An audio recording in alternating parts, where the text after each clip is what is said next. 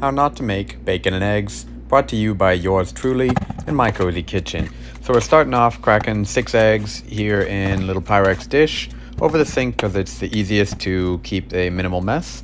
After I crack the eggs, I go ahead, put in some salt and pepper, whisk them with a fork, and we're about to lay out the bacon here on my tray. If you had parchment paper, that would definitely be ideal. But again, me and my cozy kitchen and I here, we don't have all the fancy tools, so we work with what we've got. So go ahead, put that in the oven around 400 degrees. I actually looked it up. It's at about 18 minutes. So as you'll see later, I actually put the bacon back in the oven. So I'm cutting up some cheddar here. I actually sliced my finger. That went well. And now we are putting the eggs on the stove.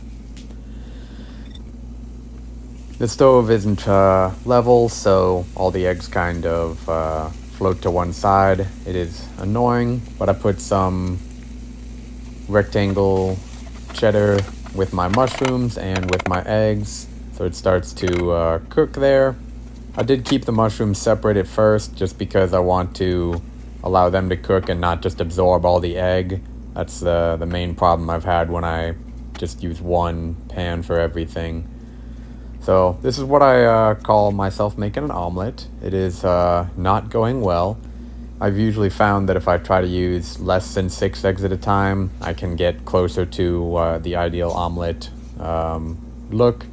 And I just threw some cheddar overboard, but not to worry, the oven will eat it. There we go. So we're going to take a look at the bacon here. As it happens, I didn't feel as though it was all the way cooked, but I couldn't quite make up my mind, so the pan was hot through my oven glove, so I put it down and I figured I would come back to it later. So at this point I go ahead, stir up the cheddar and mushrooms, put it on top of the cheddar and eggs, stir it up a little bit more, call it an amazing looking omelet, and finally decided to return the bacon to the oven for about 5 more minutes. So it ended up being a total cook time of 15 minutes at 400 degrees. And now I'm actually making a little smoothie here. I put in 8 ounces of orange juice, as well as what you can see here, a pre-sorted little fruit blend. I think they also had sweet potatoes in there somewhere. Blended it with my Ninja for probably 30 seconds to 60 seconds at the most. It actually came out more like orange sherbet, which was pretty cool. Take the bacon out, go ahead, put it onto the plate with my eggs, and there is my orange sherbet. Remember to like, comment, and subscribe, and thank you for watching How Not to Cook Bacon and Eggs.